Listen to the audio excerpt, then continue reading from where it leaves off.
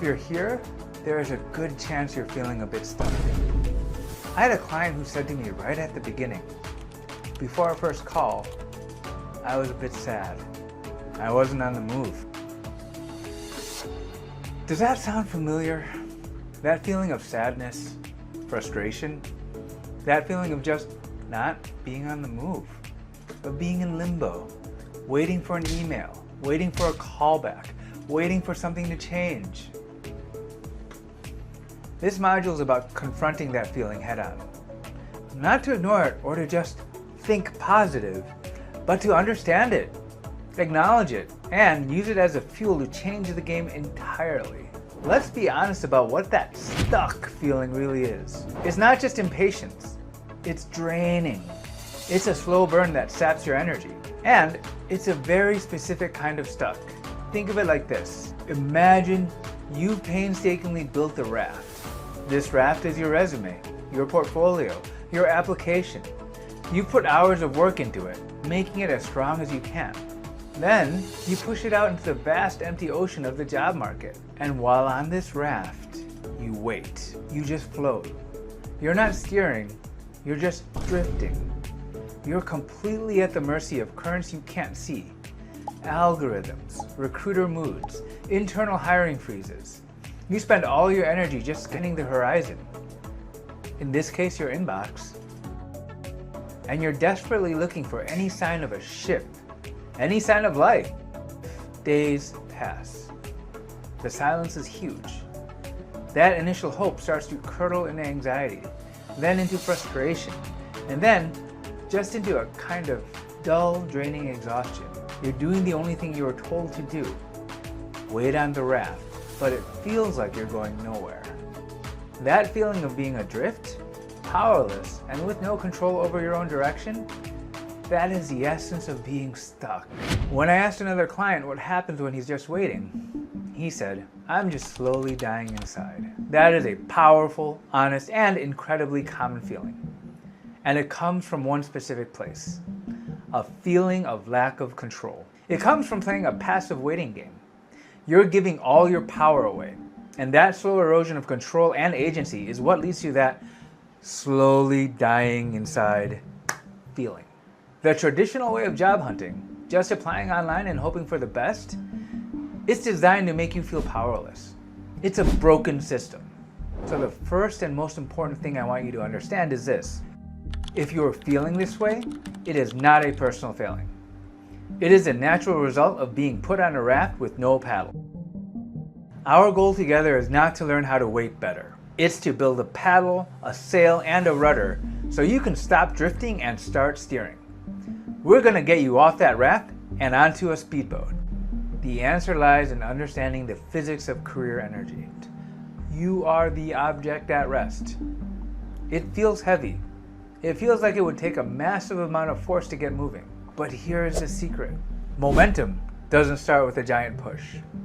It starts with a small, consistent one. The power of daily action. Taking action creates energy.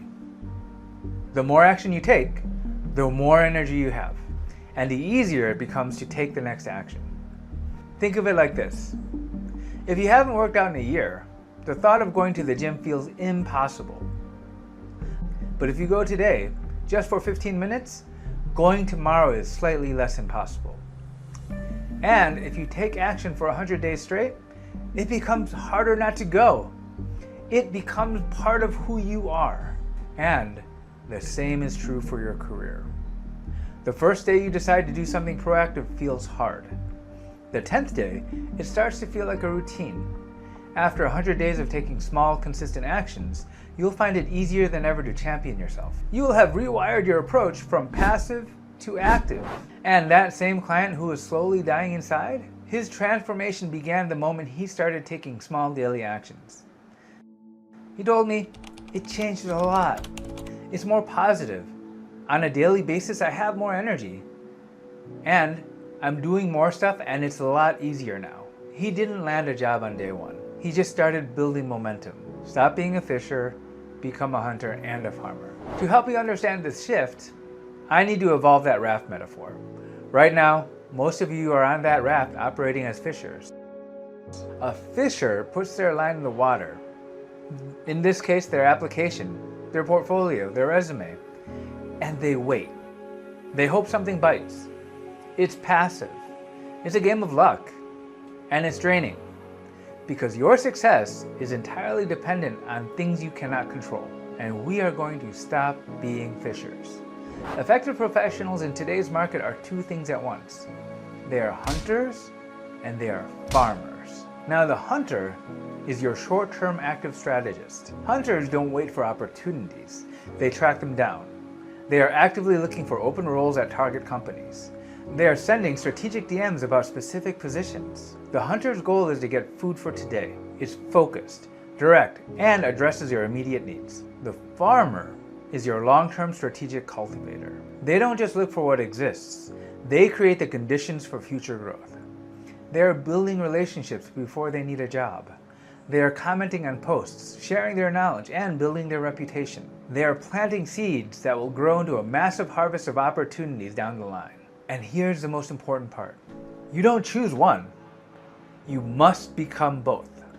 People get stuck because they are only fishers, or they burn out because they are only hunters, constantly chasing the next thing without building any long-term stability.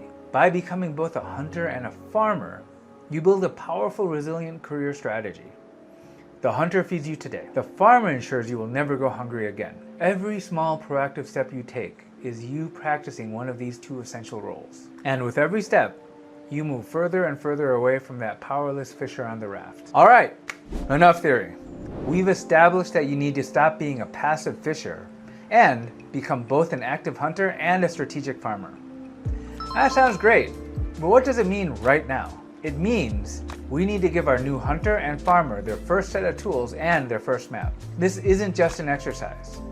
This is your first act in your new roles. This is you taking back control today. Now, grab a notebook or open a new document. We're going to build your foundational toolkit. Activity 1, defining your mission.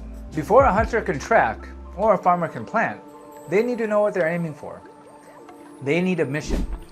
And we'll define that mission in two parts. First, we diagnose the fisher's pain. At the top of the page, write, "My frustrations." What is the worst part about being a fisher? What's the most painful part about being adrift on the raft? List it all out. I feel invisible. I send things out and get nothing back. The competition feels overwhelming. I'm losing confidence in my own skills the longer I wait. Be brutally honest. Naming the pain is the first step to moving away from it. Now, for the critical pivot. Below that, write a new heading. The hunter and the farmer's mission. For each frustration, I want you to write the opposite outcome. The goal that your hunter and farmer will now work towards. Frustration. I feel invisible.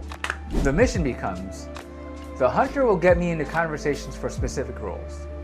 The farmer will build me a reputation where people know who I am. Frustration. Competition is overwhelming. Mission.